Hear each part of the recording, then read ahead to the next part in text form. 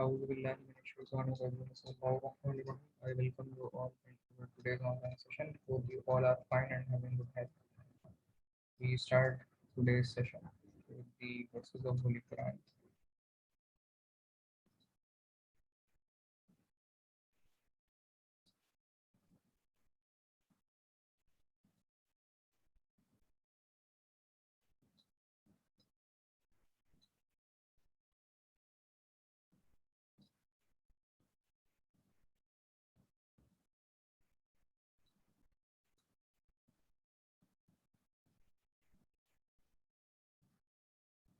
So further we moving towards today's session on depreciation after the concept of cost.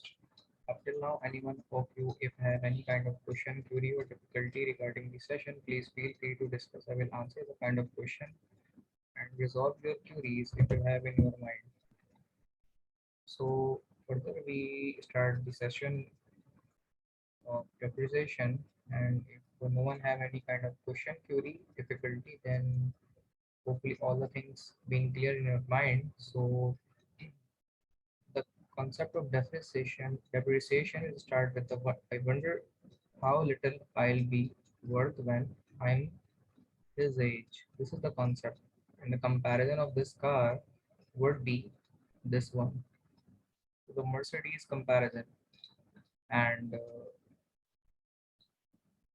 the age factor which would be coming after the while. So this impact somehow we called a depreciation.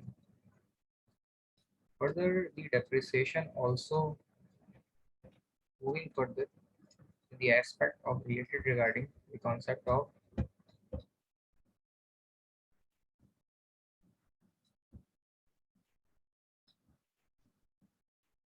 so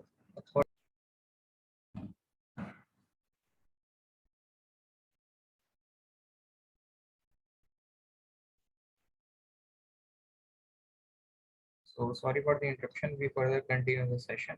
So we are talking about the depreciation aspect. So depreciation is a method to present the reduction in value of tangible asset. The method used to depreciate an asset is a way to account for decreasing value of asset, particularly if for a particular power transmission line. If we talk about the concept of power system, and specifically we choose a concept of electrical power transmission line, and we all know that to install a particular tower with the respective of suspension disc insulators and connecting with the power cables.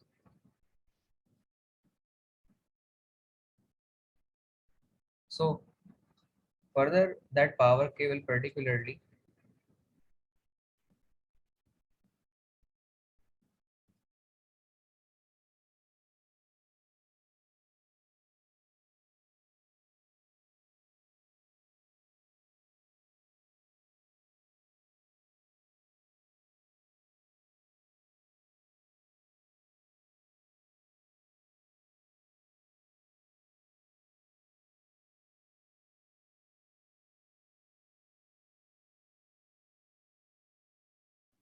sorry for the interruption. There is a little bit of rain in my area.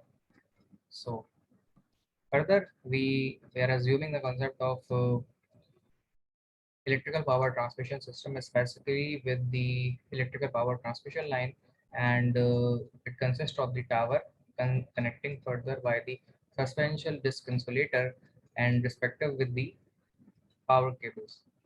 These representation of electrical power transmission system are, we all know the initial investment installation operation is too much high cost, but particularly the after some of time in several years it will going to be upgraded levels and it will going to be operation maintenance level. So all the kind of these costs are also involved in the depreciation aspect.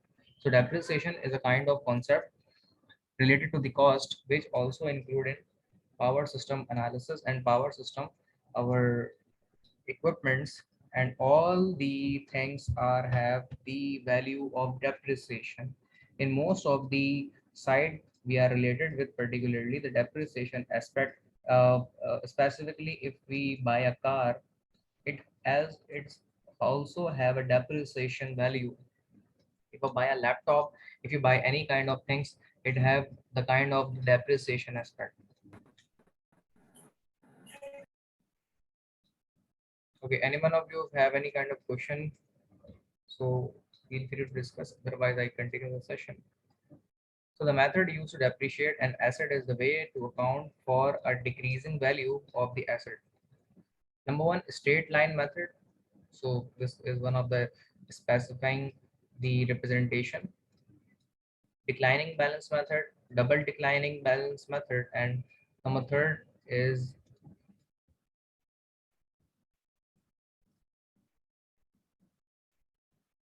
the sum of errors method. Amortization is used for reflected decrease in value of intangibles such as loans, mortgages, patents, trademarks, and goodwill. So particularly these costs are involved in the kind of concept respectively when we need a intangible related to the aspect and assets, and such as the loans. Particularly we get the loan, and for asset also involved in the kind of this, and interest also involved if we take a kind of loan from particularly the banks. Mortgages and patents are particularly, and trademarks are those kind of things in which the costs are also involved by the user of product, particularly people, and particularly specifically the products as well. So further causes of depreciation, wear and tear. Any asset will gradually break down over a certain usage period. As parts wear out, need to be replaced. Eventually, the asset can no longer be repaired and must be disposed of. Rehabilitation. Some assets have an extremely short lifespan. We all know that there is a kind of product assets have the short line of span. This condition is most appreciable to inventory rather than fixed assets. Usage rights, a fixed asset may actually be a right to use something such as software or database for a certain period of time. If so, its lifespan terminates when the usage rights expire. So depreciation must be completed by the end of usage period. So this is the main aspect of usage rights of a particular consumer, customer, or a person. Natural resource usage. F. If an asset is a natural resource, such as an oil reservoir, the depletion of the resource cause depreciation we call it. So this is about the natural resource usage. Inefficiency and obsolescence, we call some equipment will be rented. In most of the things we are in rental house and rental cars and other kind of rental expenditure also involved in our expenses. Absolute buys more efficient equipment, which reduces the usability of the original equipment. So these are the factors which are involved in the kind of explanation and aspect as well. Further, we start with the concept of straight line depreciation aspect. The straight line depreciation derives its name from the fact that book value decrease linearly with time. So the straight line depreciation would be represented by B minus S divided by the N, and DT is the annual depreciation charges, the investment particularly or the expenditure which involved in the depreciation charges are represented by DT. S is the estimated salvage value, and B is the first cost or unadjusted basis. N is the estimated useful life. Since the asset is depreciated by same amount each year, the book value after T years, net number of time of years of service denoted by the B into V times T. So it's a value after t times of a particular product will be equal to b into vt equal to b into b t minus 1 times minus t into dt, and t is towards the number of years from 1 towards nth time of years. So this is the straight line depreciation method which we need to study in the kind of related to the power transmission line product and other kind of product as well, uh, uh, by the except power transmission line we also include the buying of car and other kind of rental expenses also involved in kind of straight line depreciation concept. So we moving further, coming toward the concept of if an asset has a first cost of $50,000 with the 10,000 with a 10,000 estimated salvage value after 5 years. So we're moving towards finding the value, calculate the annual depreciation, calculate part B, and plot the book value of a asset after each year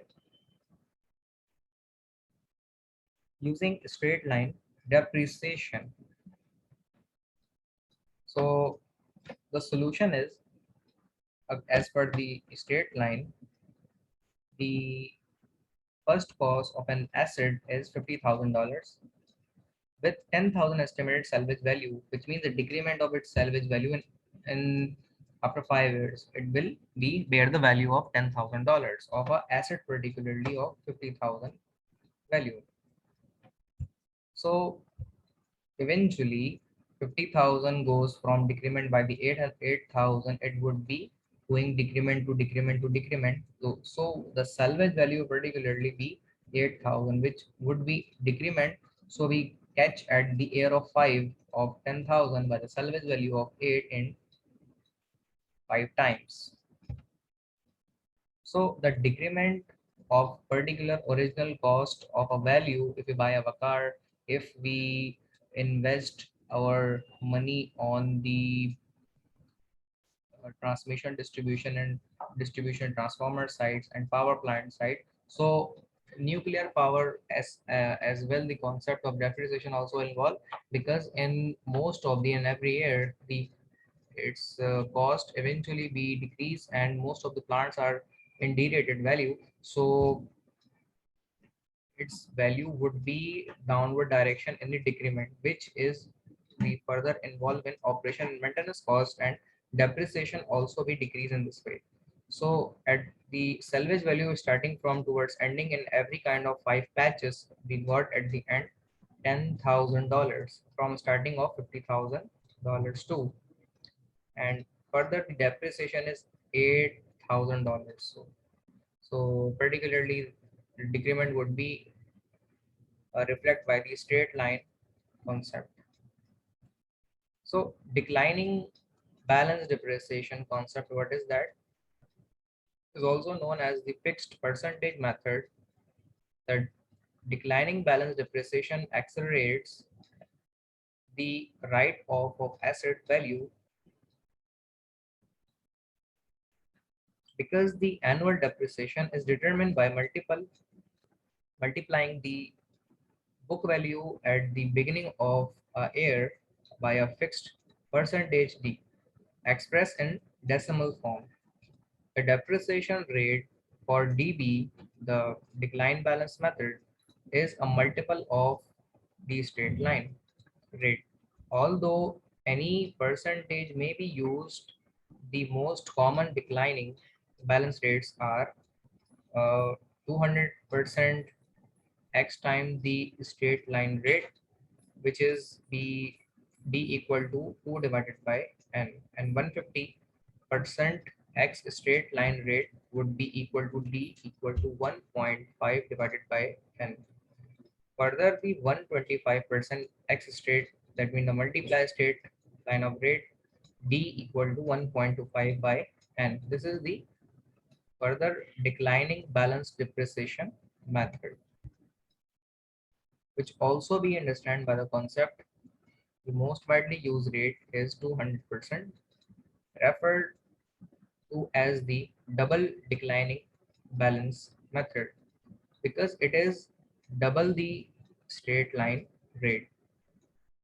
dt would be the decline balance depreciation value we can get by the value of b into d and 1 minus d to the power t minus 1. So that's how we can find the particular value dt. So question number 1, a new electric saw for cutting small pieces of lumber in furniture manufacturing plant has a cost of $4,000 and a 10 years depreciable life. The salvage value is $0. Determine the annual depreciation amount using 200%. DB method, which also provide us the 150% of decline balance method for particular homework purpose.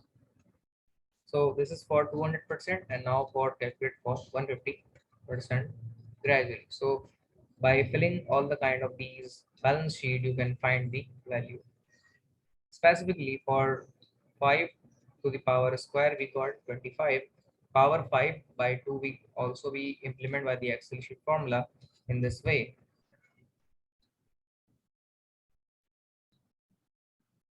So specifically the decrement value in every year towards 10 year would be going towards the last value 429.5, the depreciation value. This can also be implemented with the formula of Excel sheet. So similarly, as per the 200%, we can decrement particular value in this way, and this also decrement in this side. And similarly, this concept also reflect by the formula. So this is the concept of depreciation.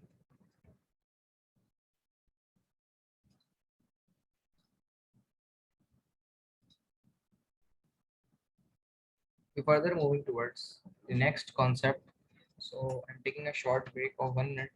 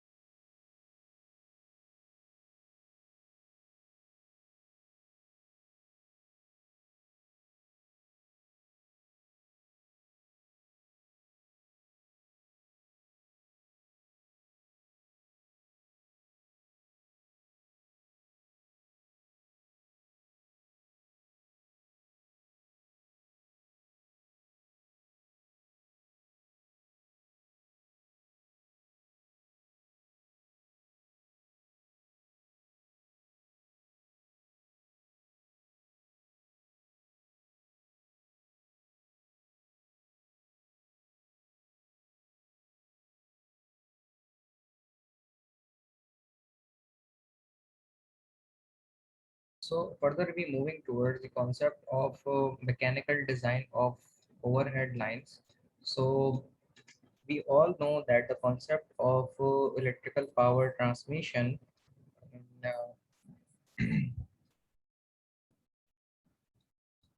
there are two concepts of electrical power transmission, which is the overhead transmission line and underground transmission line. Overhead transmission line are specifically involved with particularly the tower and suspension disc insulators and specific with the conductor.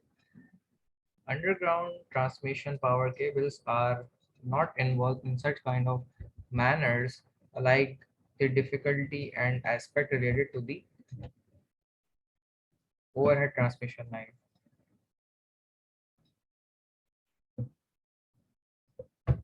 So further we are discuss the mechanical aspect design of electrical power transmission.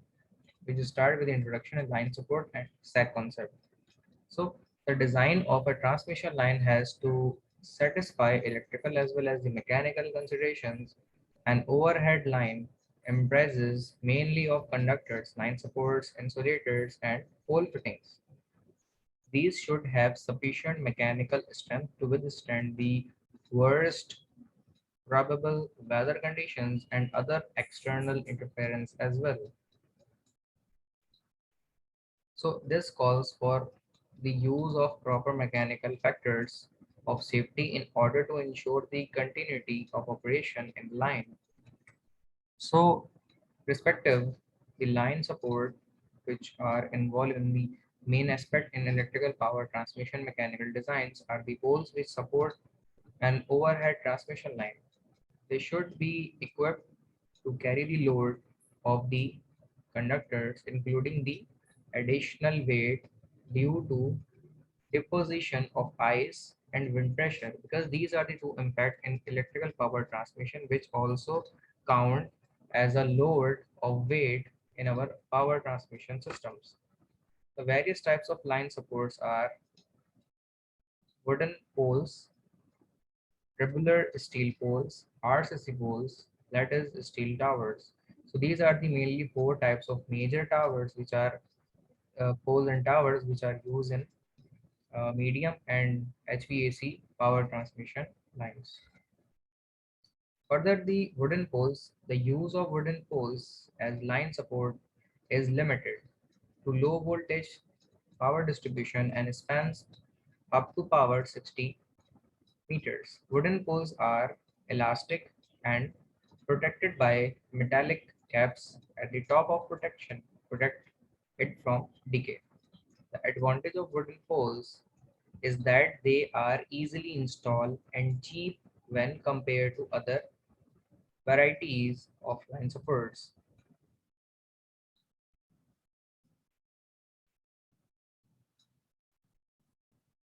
The main disadvantage of wooden pole is their tendency to root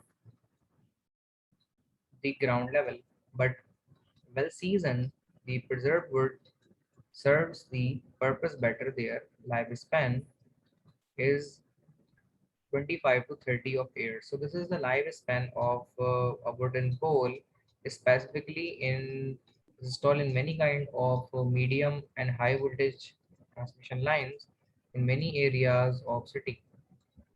And, it up to install by the distance of 60 meters. The second category of line support of the steel pole in tabular aspect, which is they are used for the system voltage up to 33 kV in low and high voltage distribution systems. So these are costlier than wooden and RCC poles. When compared to wooden poles, tabular steel poles have advantages like lightweight, long life, and greater strength.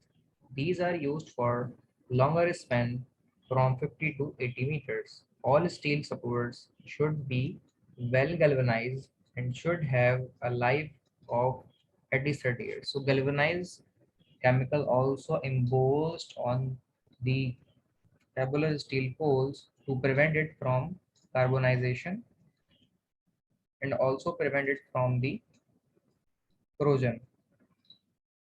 Their life can be increased by regularly painting and preserving the structure. In now these days in Karachi, K Electric also paint its many kind of poles of street light poles, which is implement on specifically at near the Mazare Qaid area. So where it also painting all these kind of poles with the silver color. Now these days I also a witness of this activity. Their life can increase by regularly painting and preserving the structure. Nowadays, tabular poles are used for lighting the steel towers in cities, but before it, it is used for the rating of up to 33 kV of low and high voltage distribution network as well. So the third category of line support is RCC poles. They are used for system voltage up to 33 kV. Generally, they are rectangular in shape at the bottom and square at the top. They are stronger and more durable and are therefore used for longer length span from 80 to 200 meters. So RCC poles are the kind of concrete poles in which internally a iron of rod installed. These are also used for low and high voltage distribution systems. These poles have a long life and require low maintenance but are cumbrous and heavy, therefore adding to the transportation cost as well. Nowadays, tabular RCC poles that we can see in this figure 7.2, that particularly the structure is an RCC based pole. So RCC based poles are the concrete structure in which iron rod internally fixed by for the concept of flexibility, are used for 33 kV transmission lines in coastal regions. In most of the previous built-in uh, areas of northern bypass are fixed by the transmission line of support with RCC poles. So, but now these days they are upgraded by the lattice steel towers, which we see in our northern bypass structures of transmission network. These towers are robust in construction. They can be used for spans of 300 meters or above. They are used for transmission of power above 66 kV and are more useful for valleys, railway lines, rivers, etc. They are mechanically very strong and have a long life. They are capable of withstanding the most severe climatic conditions. It will be survive in any kind of weather conditions, and because of its lead is a steel tower of a structure and cannot be destroyed by forest fire as well. This is the main objective to install the kind of latest tower, because in most of the areas of forest the transmission line tower was installed, and they can also be damaged by the heavy duty of rating level of fires, and our electrical power transmission structure also be affected by the kind of this fire. The problems can cause to lighting and minimize due to the presence of lighting conductors on each tower. So this is the mainly a concept of lightning and all the kind of aspect which also strike on the conductor, which this latest steel tower, which is earth or ground from all its four corners of tower. So this is the main objective to prevent the power transmission and from a lightning effect as well. So this is the concept of our latest power transmission tower. It is a reasonable additional cost. Double circuit transmission line can also be flow. One of the circuit can flow by this way and another is flow by this way.